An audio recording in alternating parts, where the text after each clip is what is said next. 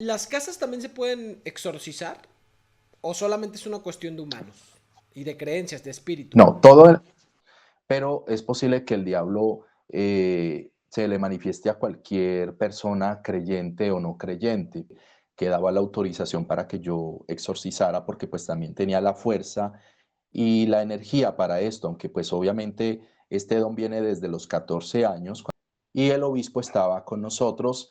Se acercó una señora poseída, nos escupió, nos maldijo. Las personas son propensas a este tipo de situaciones, es decir, Van a una escuela de exorcistas para prepararse. hola, ¿qué tal familia de este canal? Carlos Contreras GDL TV. Oigan, ¿ustedes han sentido alguna opresión o posesión? Pues precisamente ese tema, el tema de los exorcismos, es de lo que vamos a platicar el día de hoy. Y para eso está aquí el padre César Augusto desde Colombia, que viene a decirnos cómo identificarlo y cómo es que a todas las personas podríamos estar en esa línea familia. ¿Cómo está, padre? Muy bien, Carlos, Dios te bendiga. Gracias por esta invitación. Gracias a todos, a todas las personas que nos están viendo a esta hora. Muchísimas gracias por esta invitación.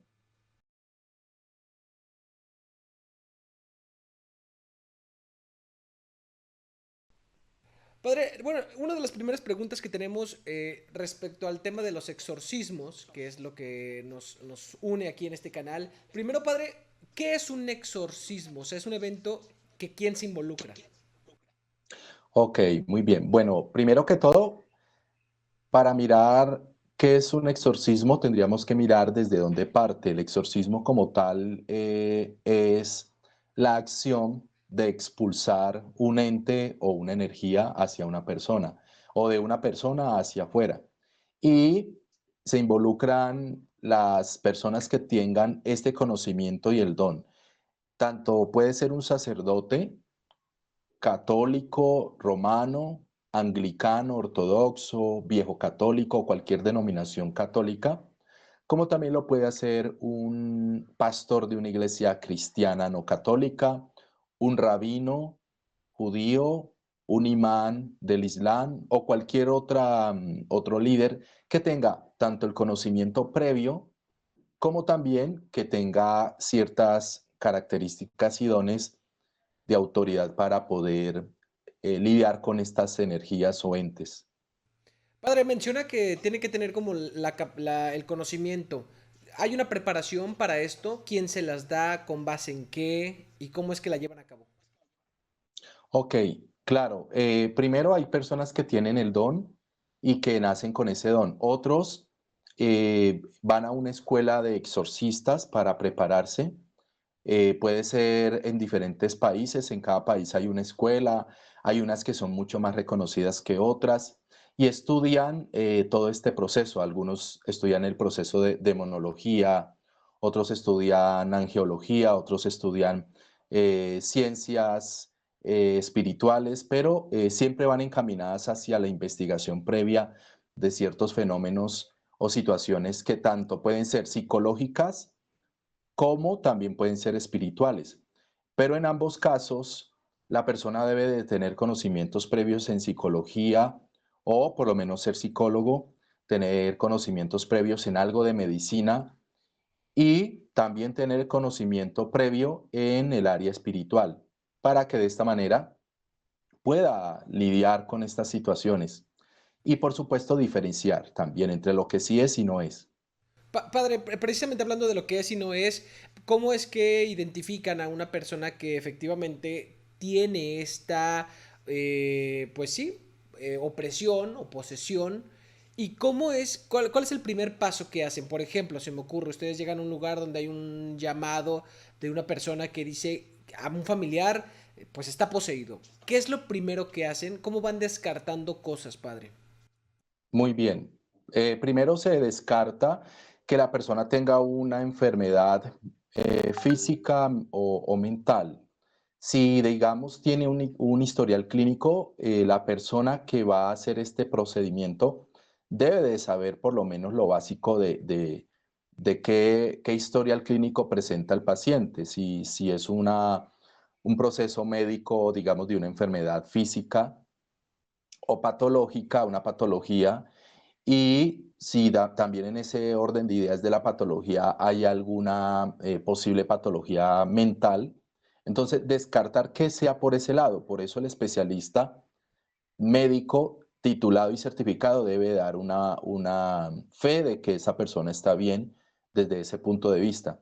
Si ya después de la parte médica ya no se encuentra otra respuesta más, se busca desde el área espiritual y ahí es donde entramos a mirar. Esto, digamos, desde la investigación previa. Pero también hay que tener en cuenta algo muy puntual y es que no todos los casos hay una investigación previa científica. Entonces debe de ser el especialista en el área de exorcismo debe tener un conocimiento de peritaje muy alto, debe de tener un ojo clínico muy alto y eso se basa en la experiencia que cada uno tiene y sin entrar en un proceso de especulación o de unas pequeñas hipótesis o pseudohipótesis, porque entonces ahí sí puede caer en el error. Puede suceder que la persona sí tenga una enfermedad física y hasta peligrosa que le atente contra la vida y de pronto la persona que no tenga el conocimiento crea que con un rito espiritual lo sana y lo que hace tal vez es afectarlo más. Entonces se debe de ser muy ético, muy ético a la hora de atender a una persona porque estamos jugándonos la vida de esa persona. Oiga, padre, estos conocimientos los da. Lo que entiendo es que estos conocimientos, lo que mencionaba de la demonología, angelología, los da la iglesia, o sea, es como, digamos, una materia, por así decirlo, cuando te estás preparando. Ok, cuando nosotros entramos al seminario, en el seminario, llámese católico romano, en el caso mío, pues yo estudié mis primeros años de filosofía en un seminario romano y luego ya mi teología la hice por fuera del seminario para ordenarme y me ordené en una comunidad católica no romana. Pero en todos los procesos de formación teológica se dan algunas materias como es angeología, demonología, exorcismo, pero la mayoría de estos casos o de estos estudios se tienen que hacer afuera. Por ejemplo, yo estudié en dos partes, una fue en España y otro en República Dominicana.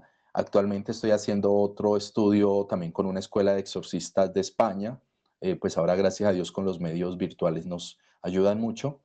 Y soy aspirante a hacer un diplomado o el diplomado mundial, que es donde van todos los exorcistas del mundo, que es con la Regina Apostolorum, que es en Roma, que pues ellos abren la posibilidad a todos aquellos que quieran entrar en estos procesos, que es como la certificación más grande que dan.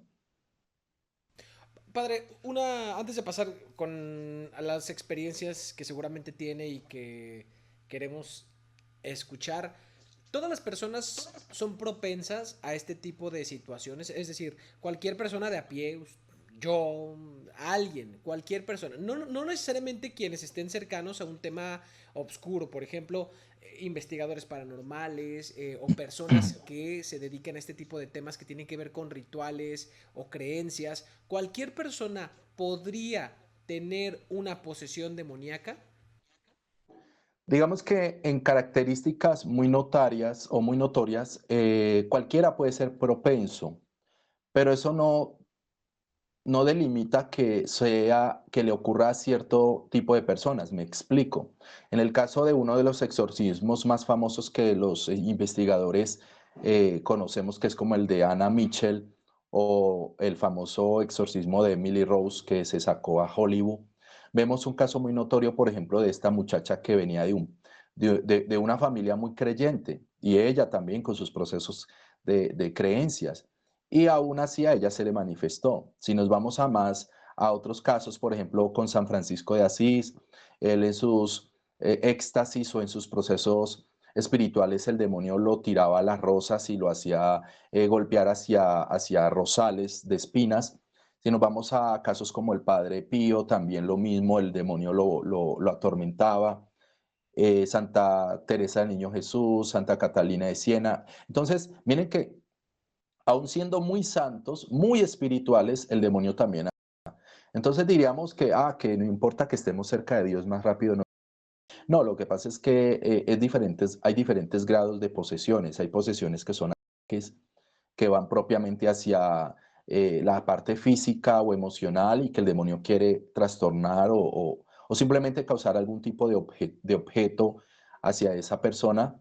Hay otros que son posesiones diabólicas ya porque hay una aceptación, porque tal vez de manera muy puntual la persona aceptó que eso ocurriera porque abrió un campo, un portal, porque hizo una práctica donde tal vez no tenía los conocimientos adecuados o previos, dejó el portal abierto, etcétera, etcétera. Entonces, ahí vemos algunos casos. Otros que la persona nunca en su vida pensó que el demonio iba a tener contra él o contra su familia. Y ocurren, por ejemplo, casos que todavía, aunque para la ciencia suele ser todavía esto una pseudociencia o pseudoconocimiento, pero sí, casos como brujerías o hechicerías que sí ocurren en algunas personas que son muy buenas, nunca en su vida han tenido ningún contacto con brujería, con hechicería, con cosas espirituales, y aún así les lanzan, se materializa. Por ejemplo, si tú estás en China y la otra persona está en México, se puede materializar la situación espiritual y puede llegar a China.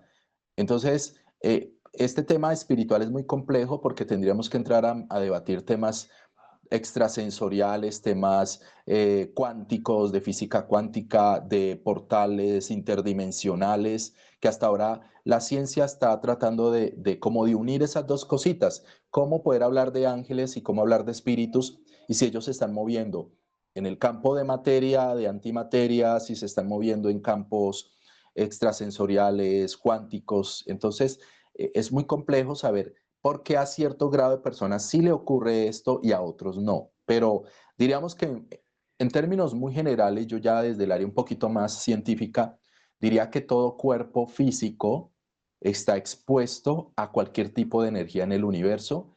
Y si vamos un poquito más allá del universo, podemos decir que estamos expuestos a energías y fuerzas que todavía no han aparecido, no conocemos y que están fuera del universo también. Entonces, somos muy propensos, podemos estar propensos a muchas situaciones. Padre, hablando de su experiencia, usted ha sido testigo de estos exorcismos, los ha llevado a cabo. Platíquenos un poco, digo, de lo que se puede platicar. Díganos cuál fue su percepción, cuándo fue la primera vez que tuvo un acercamiento de este tipo. Bueno, la primera vez nunca se olvida, yo estaba recién ordenado, estábamos en una celebración de Semana Santa para un 1 de abril y el obispo estaba con nosotros. Se acercó una señora poseída, nos escupió, nos maldijo, escupió la comunión. Luego pues vimos unas sombras delante de ella, éramos 3 sacerdotes más y el obispo. Alcanzamos a terminar la misa, ya la llevaron a la sacristía, celebramos la misa, la llevaron a la sacristía. Ahí se le hizo el exorcismo a la señora, salieron siete sombras contamos, todas salieron pues hacia direcciones diferentes. Al principio pues uno piensa, será percepción de uno, como nos decía por allá Descartes, nos hablaba sobre los sentidos que nos engañan. Entonces, ¿será que de pronto fue eso, que nos engañaron los sentidos? Pero no, lo vimos las 7 personas que estuvimos, perdón, los 4 que estuvimos allí, vimos las 7 sombras que salieron de la persona. Entonces no fue algo inventado. Y ese proceso, pues, nos dio a entender que obviamente existen estas entes, estos entes. A raíz de este proceso, pues el obispo que estaba a cargo o que me dirigía me dijo que daba la autorización para que yo exorcizara porque pues también tenía la fuerza y la energía para esto, aunque pues obviamente este don viene desde los 14 años, cuando yo en una iglesia veía sombras, luces, las palomas me hablaban y veía cosas, entonces pues lo que hace una mamá siempre es mandar al hijo al psicólogo a ver si lo que le está pasando a la persona o a su hijo es algo psicológico. Pero pues el psicólogo me remitió con un sacerdote que se llama José y me dijo, no, lo que usted tiene es un don, algún día va a ser una persona que va a lidiar con estos temas. Y de ahí pues hasta ahora que ya en mis 30 y pico de años que tengo. Padre, ¿alguna vez usted ha sido, lo ha padecido? O sea, que usted mismo sienta esta posesión u opresión y quién lo ha ayudado.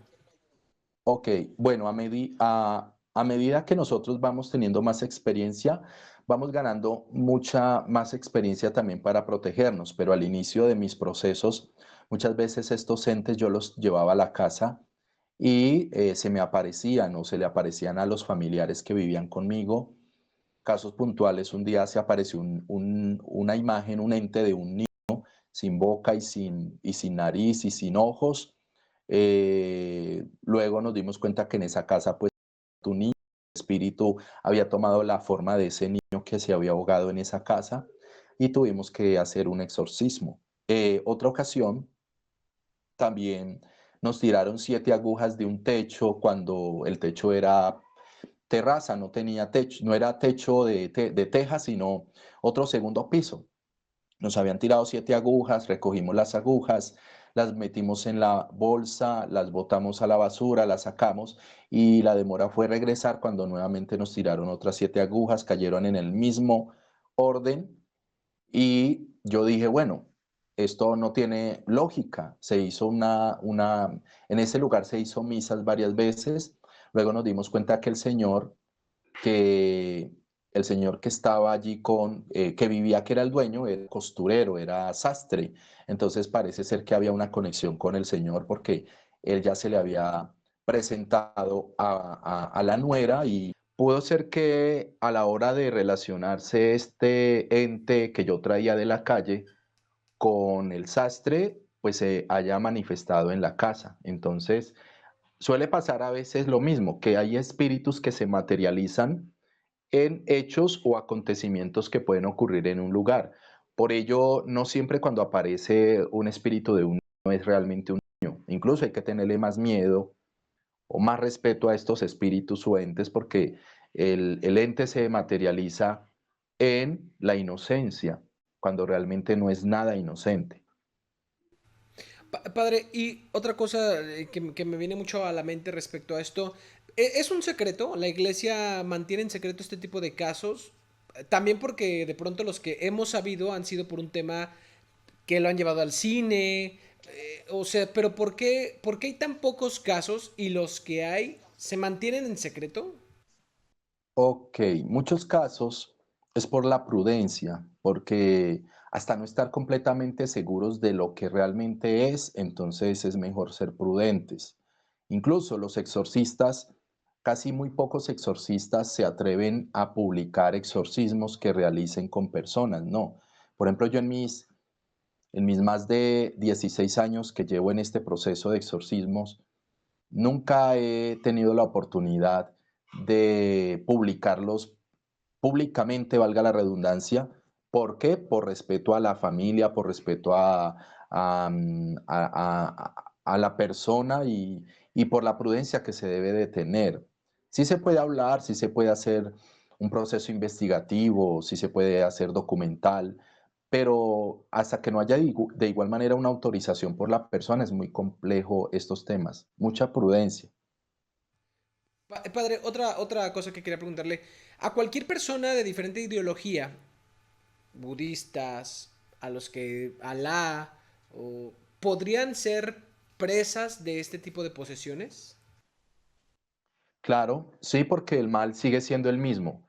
Lo que pasa es que a Dios y al diablo le hemos dado nombres es acá en el mundo. Acá es donde le hemos dado nombre a Dios y al diablo, y a través de la religión le hemos dado nombre a Dios y a la religión. Pero en sí, Dios no tiene un nombre real, ni el diablo tiene un nombre real, ni tampoco podríamos hablar de que el diablo se casa con una religión X o Dios incluso se casa con una religión X. Ya el tema es de doctrina. Por eso cada iglesia, cada religión pelea por su verdad y dice que la verdad está en ese lado.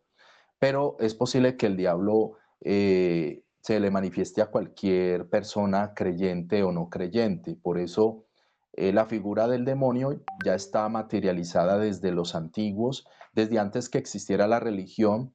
Los pueblos tribales ya hablaban de la figura literaria del demonio o del mal. La personificación del diablo o del mal ya existía antes de los libros y antes de la misma razón. Entonces, simplemente es una lucha de contrarios que existe en el universo. Existe Dios y existe el diablo, o existe el bien y existe el mal.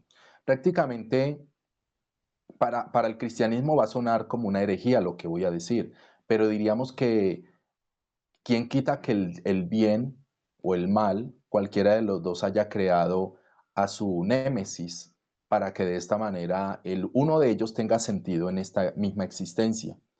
Porque si Dios supiera que el diablo iba a ser diablo, ¿por qué creó a Lucifer o por qué creó al diablo, cierto? Si Él es el Dios que todo lo puede, que todo lo ve, el Dios que sabe el futuro, el presente y el pasado, entonces si Él sabía que el diablo se le iba a torcer, ¿por qué lo creó? Es una forma, sí me gusta esa teoría sobre la forma de justificarlo, porque muchas personas preguntan, ¿no? Bueno, entonces, ¿por qué Dios no termina con el diablo si tiene esa capacidad de creación? Pues se supone que también tendría la capacidad de desaparecerlo, ¿no? Exacto. Entonces aquí nos damos cuenta que debía de existir. En los textos bíblicos vemos que en el Nuevo Testamento, en los Evangelios, vemos que Judas traicionó a Jesús. La gran pregunta es, si no hubiera sido Judas, entonces ¿quién hubiese sido el que traicionara a Jesús? Entonces la premisa es final, final es, ¿debía de nacer Judas para traicionar a Jesús? O sea, quien creó a Judas ya sabía que tenía que traicionar a Jesús. Oiga, padre, ya para terminar esta entrevista, ¿las casas también se pueden exorcizar? ¿O solamente es una cuestión de humanos y de creencias, de espíritu? No, todo, exactamente, todo a nuestro alrededor puede exorcizarse. Mira, hay casas muy antiguas que pueden durar 100 años, 200 años y los entes o estos espíritus están allí porque los espíritus no andan en tiempo y espacio. El espíritu puede quedarse en el día, en la noche, aparecerse en cualquier momento. No tiene que ser a las 3 de la noche, a las 3 de la madrugada, como los grandes investigadores siempre creemos que tiene que ser en la hora de las 3 de la mañana, porque ahí es donde se conecta el cielo y el infierno, Dios y los ángeles, etcétera, etcétera. No, para los entes espirituales ellos no tienen tiempo y espacio, porque es una cosa muy curiosa. La línea es muy delgada, es una línea muy delgada entre lo físico y lo espiritual. Cuando el ente espiritual traspasa esa parte física y esa barrera, llega a ese lugar físico. Y ahí es donde nosotros podemos actuar o verlos, o una cámara de grabación lo ve, una situación tecnológica lo ve ahorita. Pero los espíritus no tienen tiempo y espacio, ellos andan en el más allá donde no hay tiempo y espacio, ni hay tampoco una objetividad ni subjetividad por algo. O sea, ellos simplemente se quedan en una casa y hasta que haya algo que los saque de allí o ellos mismos decidan irse. En un animal también se materializan en posesiones de animales, en plantas también. Por ejemplo, cuando yo antes no creía en los duendes, yo decía, no, eso los duendes, eso es mentiras. ¿Quién dijo que los duendes existen? Eso es algo parte de las leyendas urbanas y todo eso. Pero cuando ya uno los ve, cuando nos ha tocado lidiar con ellos, entendemos que hay duendes y que hay diferentes tipos de duendes y que cada duende pertenece a una naturaleza diferente. Entonces, a mí me ha causado curiosidad ver, por ejemplo, tuve una oportunidad por allá en un pueblito acá en Colombia que se llama, un municipio que se llama Cumbal, donde eh, me tocó un proceso muy curioso porque eran duendes de la naturaleza, que eran custodios, que custodiaban algo que era de gran valor para ellos y fueron enviados para custodiar ese oro. Y entonces uno dice, wow, o sea que ya que estas criaturas custodiaban ese entierro de un oro de un cacique, luego sacaron el oro y esos duendes simplemente empezaron a atacar a quienes le habían sacado el oro. Entonces ahí uno dice, esto sí es verdad, o sea, no es un cuento de la imaginación. Hollywood, lo que ha hecho Hollywood no es simplemente crear una imaginación en la pantalla, no es producto de cosas que han sucedido. La misma ciencia ficción es producto de la realidad y de lo que viene. Si antes usted decía que el iPhone no existía y las películas nos mostraban cómo una pantalla corría cuando usted la tocaba con el dedo. Ahora somos testigos del iPhone o o las 5.000 lenguas de viaje submarino de Lerner. Aquí nos damos, de Julio Lerner, aquí nos damos cuenta que existe, que el ser humano tiene la capacidad incluso de ir hacia el futuro y darse cuenta que hay cosas que van a existir. Entonces, por esta misma razón, sí, sí estoy completamente seguro y soy testigo de que cualquier cosa en el universo puede pasar. Pues ahorita solamente hablamos de nuestro planeta porque pues esperemos a ver si algún día pisamos Marte, pero por lo menos por ahorita, en este mundo, todo lo que tenemos se confabula para que exista. Todo es posible en este mundo. Padre, próximamente estarán allá para nuestro público, que este canal tengo muchísimos seguidores que se volvieron familia de Colombia. Próximamente van a estar haciendo un proyecto en Colombia, ¿verdad? Ah, claro, sí, un proyecto muy interesante, un proyecto muy, pero muy bueno, con dos investigadores de talla internacional, Eduardo Escoto y Aida Valencia, dos investigadores que son muy, pero muy entregados a este proceso de investigación paranormal. Eduardo Escoto es, acá le decimos paisano, es paisano suyo, es de México, y Aida Valencia, que es de Colombia, y voy a tener la oportunidad de acompañarlos también en este proceso de investigación paranormal a través de las plataformas virtuales, para que todos los que de pronto estén allí viéndonos a través de las redes sociales nos pueden buscar desde lo desconocido. Buscan en todas las redes sociales desde lo desconocido, y también quienes vayan a entrar a este programa buscan en latiquetera.com, ahí aparece también el programa, y nos pueden seguir a través de las redes sociales, valga ahí la cuñita que estoy haciéndole desde aquí, desde su canal.